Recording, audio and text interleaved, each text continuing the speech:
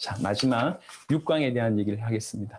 누가 메시아냐? 이게 사실 가장 중요한 부분이지 않습니까? 누가 구원자냐? 사실은 지구상의 모든 종교가 주장하는 것이 누가 우리를 구원해 줄 수 있냐? 그 얘기지 않습니까?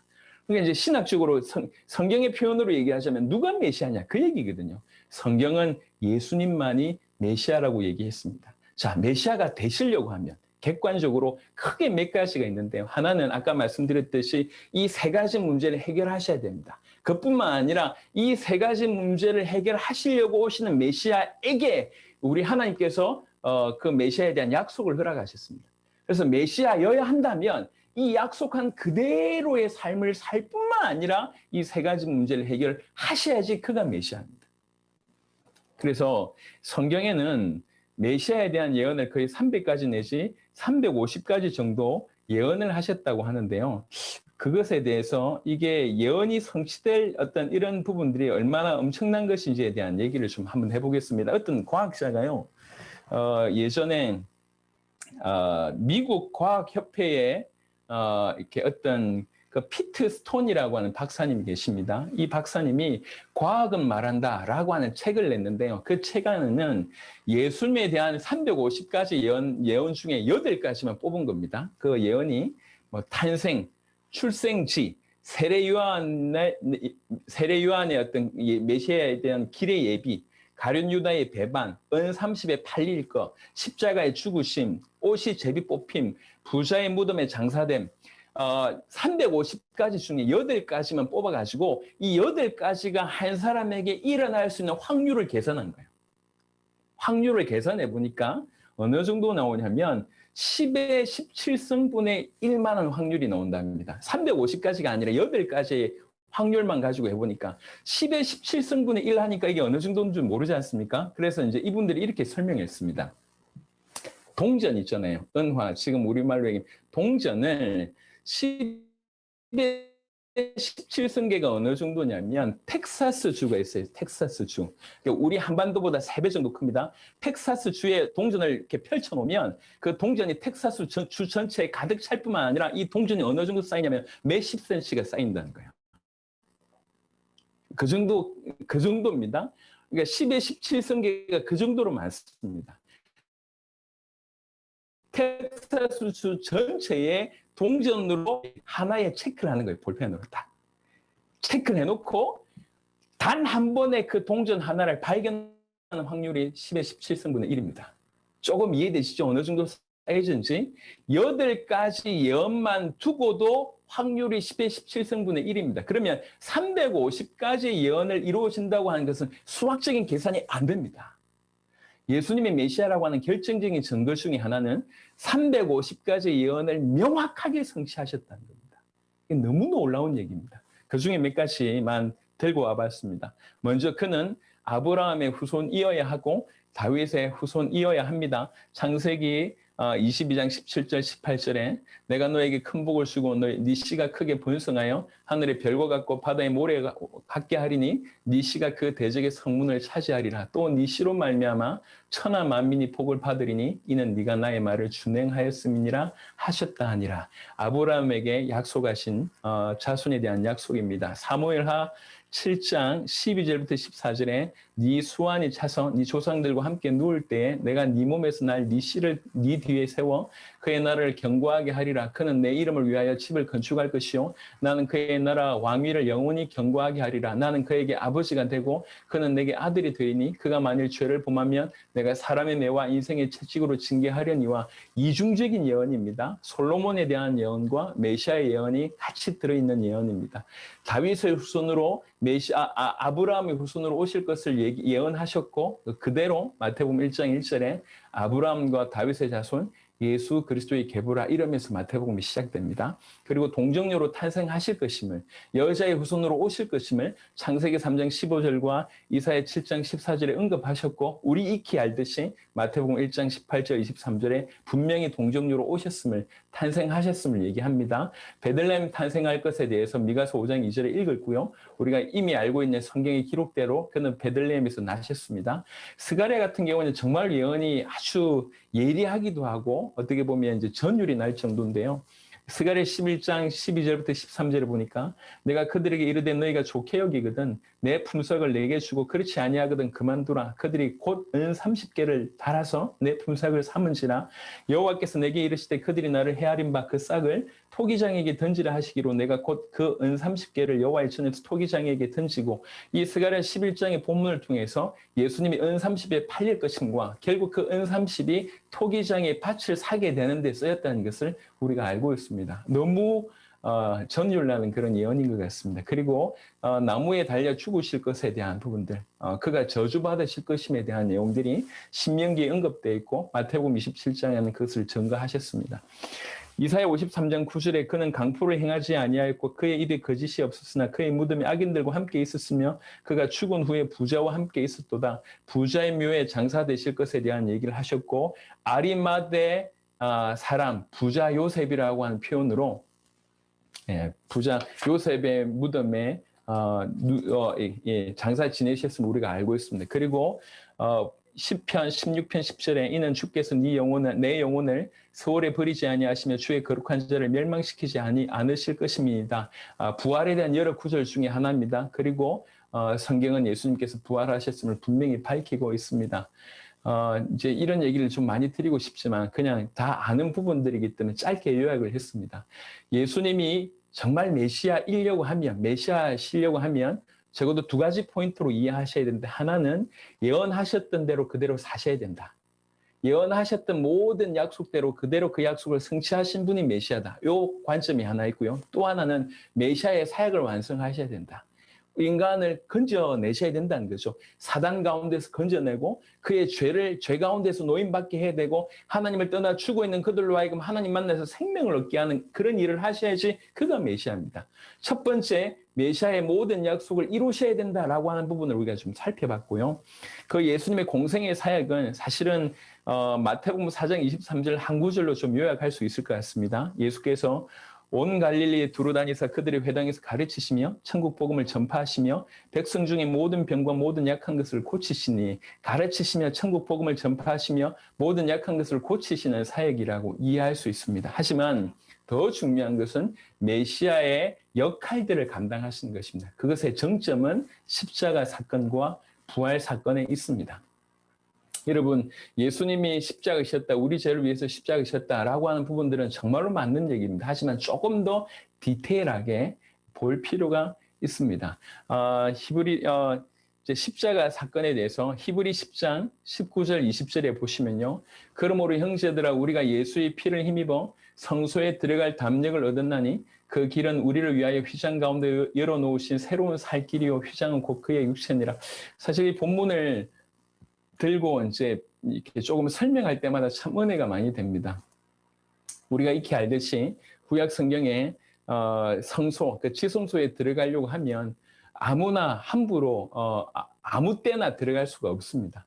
정해진 이 대속죄일 날 그에 뽑힌 대제사장이 백성들의 죄를 사하고 본인들의 죄를 사한 이후에 이제 그 휘장을 뚫고 지성소로 나아가서 이제 하나님을 뵙는 일이 이제 벌어집니다. 근데 여러분 아시듯이 만약 백성들의 죄가 해결되지 않거나 이 제사장의 죄가 해결되지 않으면 그 지성소에 들어가서 하나님 만나러 들어가서 죽습니다. 아까도 말씀드렸듯이 하나님은 거룩하신 분이십니다. 죄가 해결되지 않는 이상 들어가면 죽을 수밖에 없습니다. 그래서 제사장의 겉옷에는 이렇게 술마다 뭐가 달려있냐면 방울이 달려 있습니다. 방울을 하나님께서 제사장의 겉옷에 달게 만드셨고요. 그리고 들어갈 때는 이 제사장의 몸에 줄을 두르고 들어가게 했습니다. 왜 그러냐? 들어갔는데 죽으면 어떻게 꺼내려고 들어가면 또 죽지 않습니까? 그래서 이제 이렇게 끄집어내기 위해서 줄을 묶고 방울을 단 채로 들어갑니다. 그러니까 그만큼 사실 하나님을 만난다고 하는 것은 너무 영광스럽지만 한편으로 너무 두려운 일입니다. 여러분들이 그에 뽑힌 대제사장이라고 하면 생각해보면 조금 이해하실 겁니다. 둘 중에 하나거든요. 하나님의 놀라운 영광을 보고 오든지 아니면 죽든지 둘 중에 하나입니다. 여러분 기쁜 마음으로 손들고 들어갈 수 있겠습니까? 아니면 이렇게 내일 주님 만난다고 마음에 너무 설레가지고 이렇게 그런 기쁜 마음으로 들어가겠습니까? 그렇지 않을 겁니다. 기본적인 두려움이 있을 겁니다. 그런 배경 가운데 히브리 10장은 뭐라고 얘기하고 있냐면 형제들아 우리가 예수의 피를 힘입어 성소에 들어갈 담력을 얻었나니 그러면서 그 길은 우리를 위하여 휘장 가운데로 열어놓으신 새로운 살 길이요 휘장은 곧 그의 육체니라 이렇게 표현했습니다. 이런 배경 가운데 이 본문이 나와 있다는 거죠. 무슨 말이냐면 예수님 십자가 지실 때 많은 일이 벌어졌지만 이제 뭐 하늘이 흑암이 몰려오고 지진이 나고 바위가 트지고 그리고 이제 무덤이 열리고 죽은 자가 살고 이런 많은 기적이 벌어졌지만 정말 기가 막힌 기적 중에 하나가 누가복음 23장 45절에 언급한 것처럼 성소의 휘장이 한가운데가 찢어집니다. 그것도 위에서부터 찢어집니다. 이 성소의 휘장은 여러분들이 이제 조금 성경을 자세하게 보시면 알겠지만 절대로 사람 손으로 뜯어낼 수 없을 정도로 굉장히 두껍습니다. 그 순간 휘장이 찢어진 겁니다. 이 사건을 얘기하면서 휘장은 그의 육체였다. 휘장인 그의 육체를 찢으심으로 누구든지 하나님을 만날 수 있는 새로운 길이 열렸고 살 길이 열렸다. 휘장 가운데로 열어놓으신 새로운 길, 살 길이 그의 육체를 찢으심으로 열렸다. 그러므로 예수의 피를 힘입어 누구든지 성소에 들어갈 수 있는 담력을 얻게 된 것이 아니냐. 이렇게 히브리 10장은 설명하고 있는 것입니다. 그 십자가 사건에서 누구든지 하나님을 만날 수 있는 그 길이 그의 십자가 사건, 육체를 찢으심으로 그의 피 흘리심으로 말미암아 하나님 만난 길이 바로 그 십자가상에서 열렸다는 것입니다. 두 번째, 그 십자가는 우리의 죄의 문제를 해결하시는 십자가입니다. 아시듯이 예수님께서는 십자가상에선 동시에 두 가지 역할들을 감당하셨습니다. 하나는 제물이 되셨고 또 하나는 제사장 역할을 감당하셨습니다. 레위기 17장 11절에 육체의 생명은 피에 있습니다. 내가 이 피를 너희에게 주어 제단에 뿌려 너희의 생명을 위하여 속죄하게 하였나니 생명이 피에 있으므로 피가 죄를 속하느니라. 단지 하지만 이 피의 이 피는 그냥 단순한 피가 아니라 죄 없는 자의 피여야만 우리 죄를 속할 수가 있습니다. 그래서 구약 성경에는 죄 없는 자가 없기 때문에 짐승으로 대신했습니다. 하지만 그리스도 예수께서는 이 피를 하나님이시면서 인간이신 그분이 피이셨는데 그 피의 능력은 어느 정도냐면 모든 인간의 모든 죄를 과거, 현재, 미래의 모든 죄를 완벽하게 해결할 수 있고 영원히 해결할 수 있는데 단번에 해결할 수 있습니다. 그게 히브리 9장 12절을 보니까 염소와 송아지의 피로 하지 아니하고 오직 자기의 피로 영원한 속죄를 단번에 이루셨다고 얘기합니다. 영원한 속죄를 이루사 단번에 성소에 들어가셨다고 얘기를 하고 있습니다.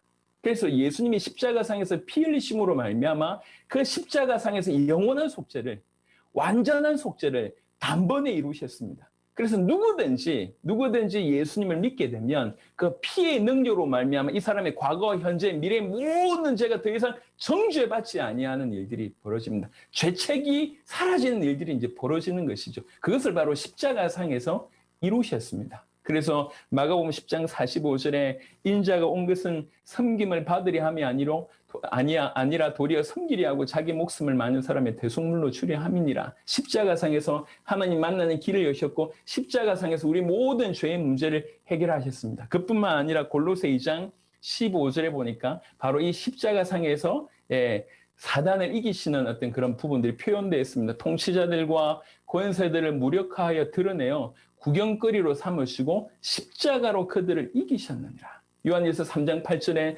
죄를 짓는 자는 마귀에게 속하나니 마귀는 처음부터 범죄함이라. 하나님의 아들이 나타나신 것은 마귀의 일을 멸하러 하심이라고 얘기했습니다. 이 십자가상에서 사단을 깨뜨리는 일을 행하셨습니다.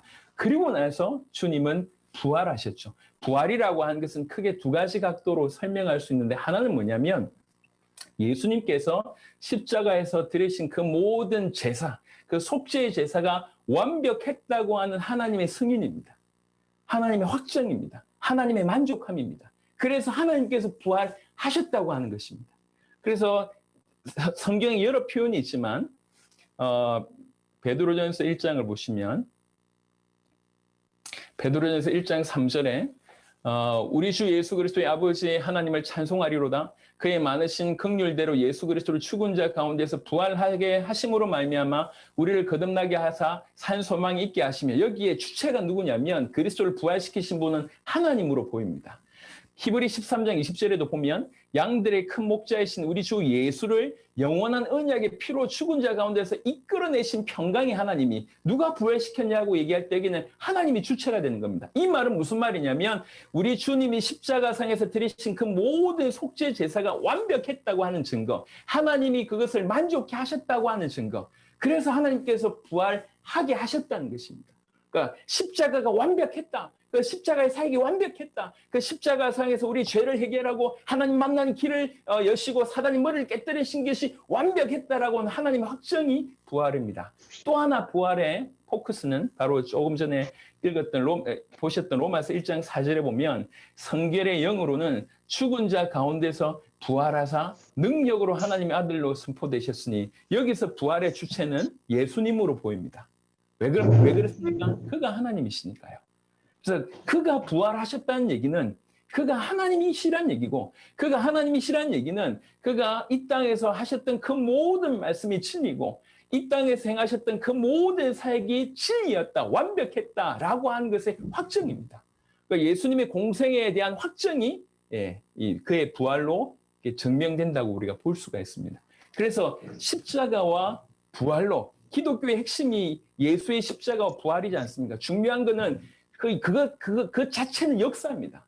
십자가와 부활하시면 역사입니다. 중요한 건 십자가와 부활을 통해서 무슨 일을 행하셨냐는 것이요. 십자가를 통해서 우리 죄인이 구원받을 수 있는 길을 여신 것입니다. 우리로 죄 가운데 있는 우리를 해방시키셨고 사단 가운데 잡혀있는 우리를 끌어내셨고 하나님 떠나 원수되어 있던 우리로 하나님 만나서 생명을 얻게 하시고 의가 전가됨으로 말미암아 구원받게 하신 일들이 바로 십자가상에서 일어났고 부활로 그것을 확정하셨다고 하는 증거입니다. 그래서 십자가는 하나님의 사랑과 하나님의 공의가 드러나 있고 이 십자가를 통해서 하나님의 사랑을 가장 강력하게 내보이신 것이죠. 중요한 것은 이 십자가 부활로 무슨 일이 일어났는가?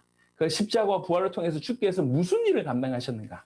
십자가와 부활로 그 예수님은 당신이 그리스도이심을 우리에게 증거해 주신 것이고 그리스도의 사역을 바로 그 십자가와 부활로 완성하셨다고 할 수가 있습니다. 그래서 이렇게 약속을 성취하셨고 이렇게 십자가와 부활로 우리 인생의 모든 문제를 해결하신 그 예수가 그리스도구나라고 발견할 수가 있습니다. 예수님은 삶으로 특별히 십자가와 부활로 당신이 그리스도이심을 증거하신 것입니다. 이게 예수님의 삶입니다. 그래서 다음 시간에는 이제 본격적으로 그러면 예수님이 그리스도다. 여기에 어떤 의미가 있는지를 설명하고 예수님이 그리스도라고 하면 우리는 예수님을 그리스도로 믿어야 되는데 믿는다고 하는 것이 뭔지를 설명하고 그리고 이 믿는 자는 어떻게 살아야 될지를 이제 그 위에 이제 쭉 진행토록 하겠습니다. 말씀을 마무리하면서